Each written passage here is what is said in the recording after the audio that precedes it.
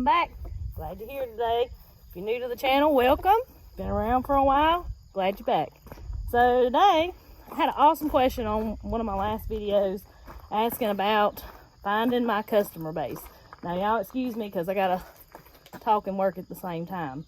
But that's what I want to talk to y'all about is here at the farm, how I've found my customer base that I do have. You know, it's not a huge one, but it is growing.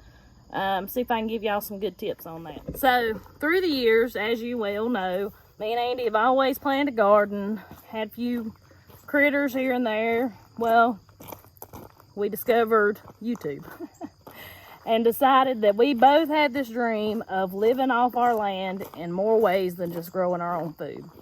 So that's kind of what started this 3 years ago.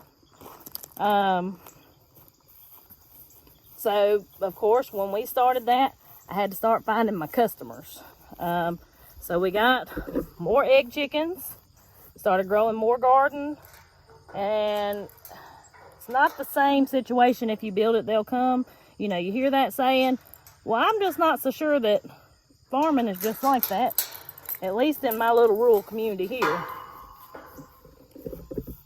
So first things first, I created a Facebook page.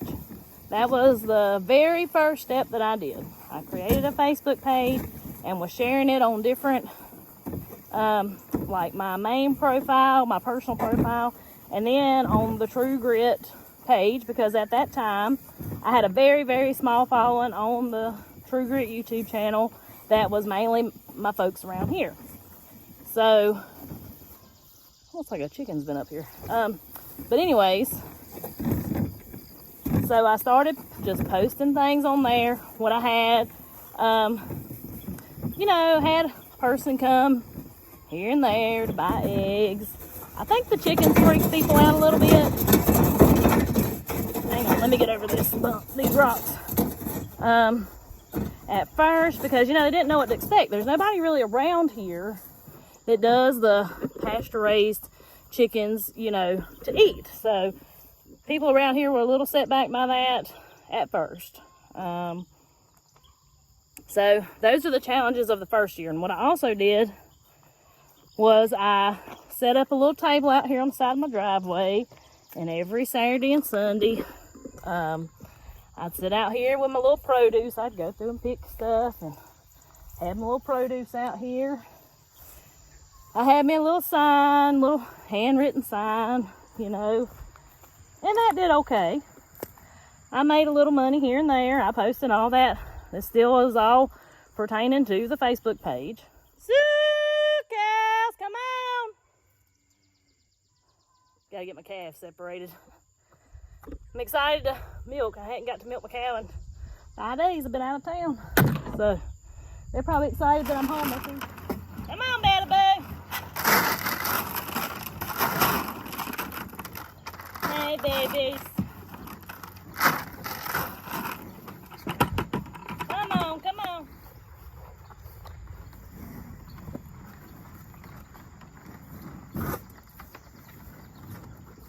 I did that all summer with my little roadside stand. Now, the road that I live on doesn't have a ton of traffic on it, so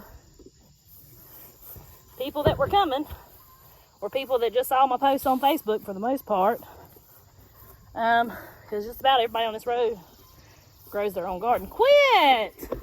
Y'all see this mess? Done turn my darn trough over. I'm coming over here to fill it up. Rose!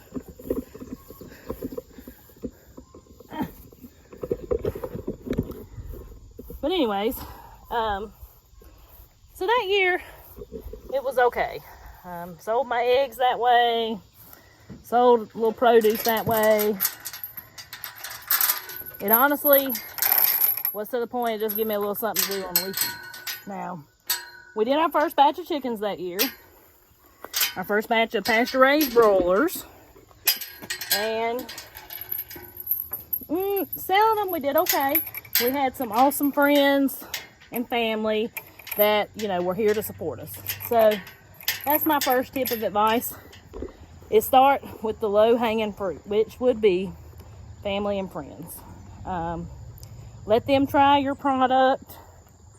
Even if you have to give something away here and there. You know, they don't know till they try. So you let them try your product. Let them support you. I know it's hard to like charge family and friends for something, but they want to support you. They love you.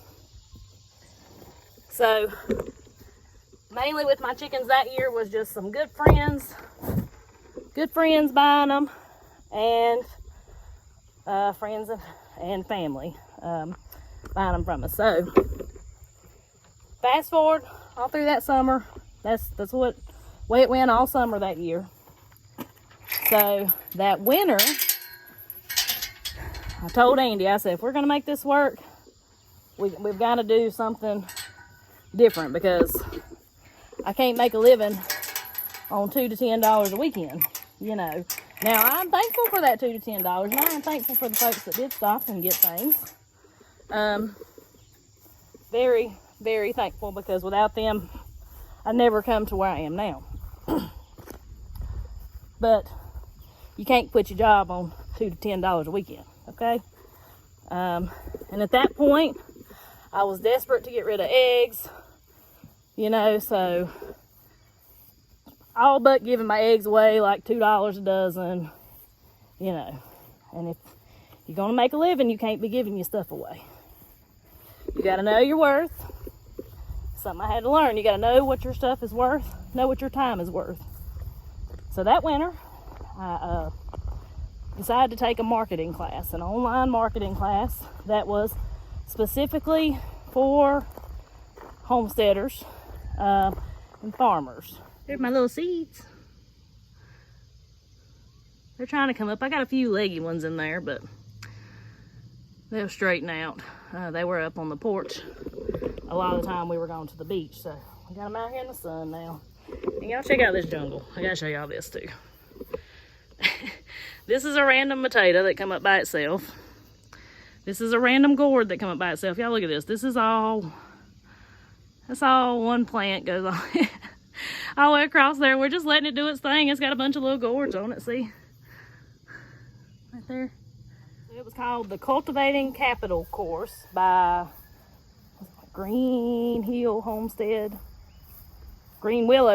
that's what it's called, Green Willow Homestead. I think that class has helped me more than anything, and so that winter I took that class, and I think it's still available if you want to look for it. I will try to leave a link in the description. But that right there in itself has helped me more than anything. So in that class that winter, I built my website. I improved my Facebook page. I created an Instagram.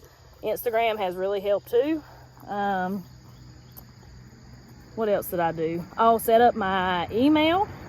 That's the email that you can contact me at through the YouTube channel, as well as the hello@thelawsonfarm.com if you ever want to get in touch with me. But that in itself was probably the best thing that helped me.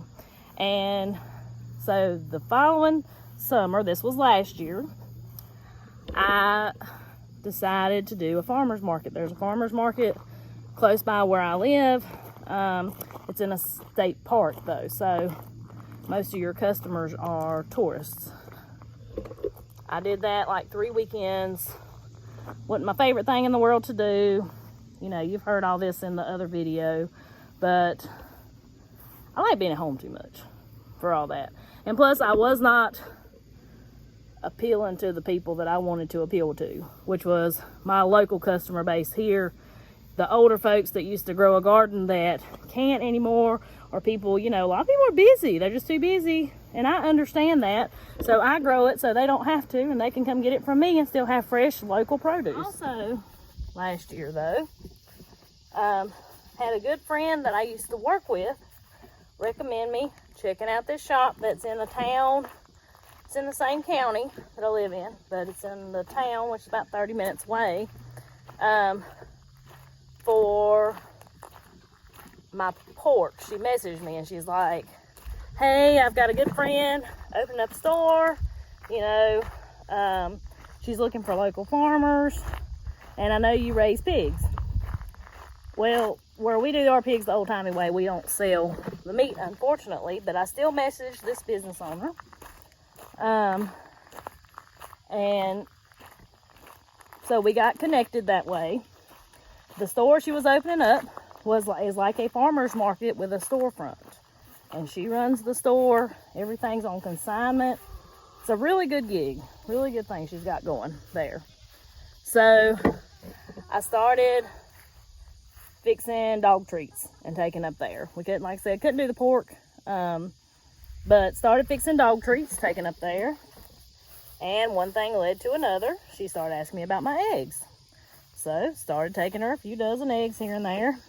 And that's just worked out as a great partnership relationship that we've got. I was so blessed to meet this lady, you know, and it just goes to show you, I would have never thought that a lady I used to work with would have referred me to someone, you know, and even though it wasn't originally what she referred me for, now, as long as I have them to take to her, I'm taking her 12, 15 dozen eggs a week, you know. Y'all, look at my peppers. I think I need to pick these things. Oh, me. Look at all them cayenne peppers. Also, don't mean to be like getting distracted, but somebody please tell me what these peppers are. If they are cayenne peppers, they are the biggest cayenne peppers I've ever seen. So somebody in the comments tell me what that is.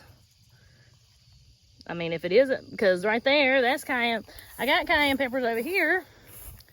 They look like the cayenne peppers I've always grown. See it, the size difference? These, you know. Anyways, back to what I was talking about.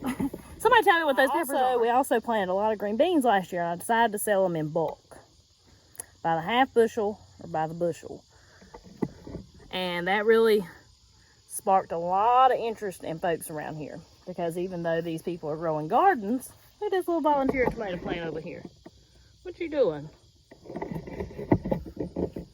So, even though a lot of folks around here grow a garden, they may not grow enough to can. So, know your customers. Know your reason why you started what you started.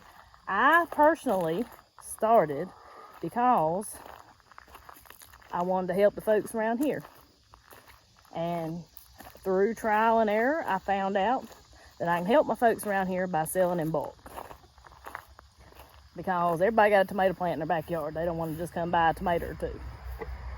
So, that really helped. I'm walking down here, look at my peaches.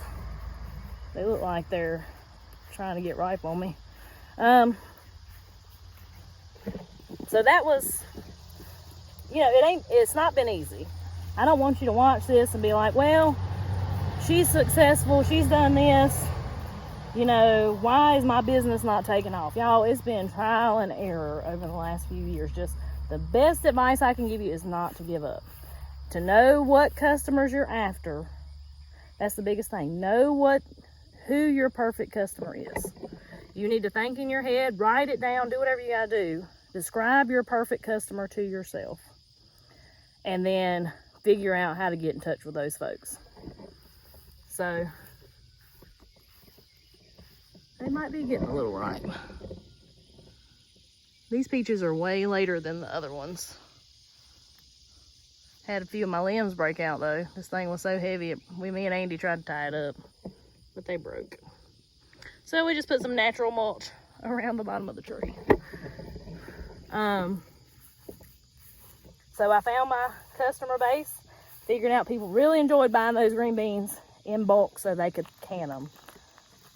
So, did a lot of green beans last year, and this year we decided to expand even more and sell more items in bulk for people to can. And I also, like I said in a previous video, did my little produce boxes, which has had so much outpour and support for that, and people have really enjoyed that too because it's like a one-stop shop for that.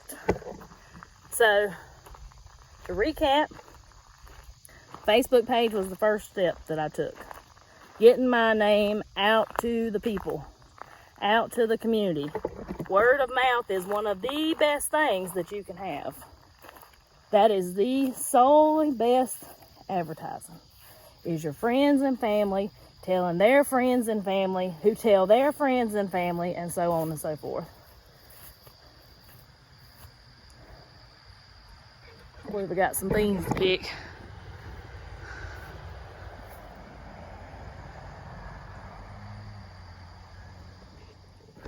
So it may take a while for the word to get out, y'all. But like I said just a minute ago, don't give up. Don't give up. Like I said, give away stuff if you have to. Don't give away everything, because you need to make a little money. But how are people going to try your product if they don't get a little sample of it? Okay? Let people get a little sample of it. Give them a little discount. You know, if you'll just try my chicken since you're a first-time customer, I'll give it to you for half price. You know?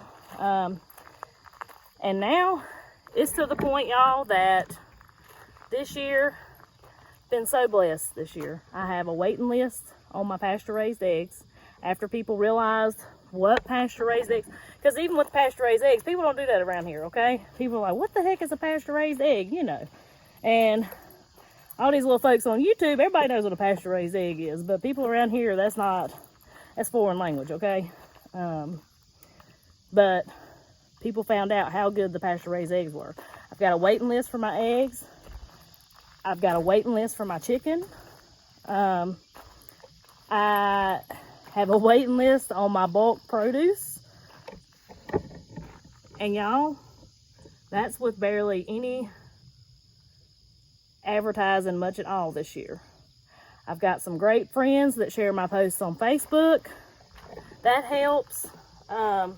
If you see farms that you want to support, the best way to support them, if you can't, even if you don't go buy anything from them, is share their posts from their page so other people can see it. Encourage your friends, like, please share, you know, if you don't mind, mama, share my post when you see it come across Facebook, you know. That helps out so much. I like to keep people updated on the Facebook and Instagram of what's going on around the farm with me and the kids and Andy and what we're doing, and people, make your people feel like family, and then they know who they're supporting. That really means a lot to people, to know not only that they're getting fresh local produce and fresh local meats and eggs and everything else, but also the family that they're supporting, because that's every dollar I make goes towards something for the kids or something to put back into the farm.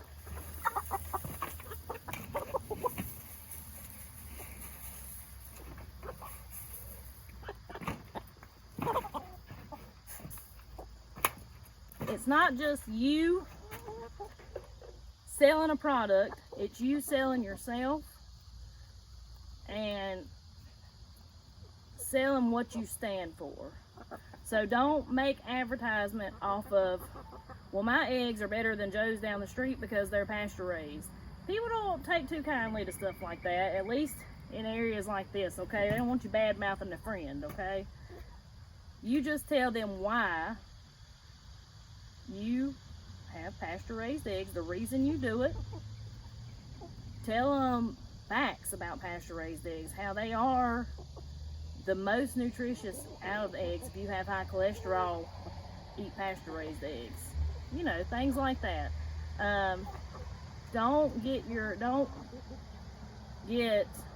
marketing and bad mouthing people mixed up, because bad mouthing the man down the road is not going to get you anywhere.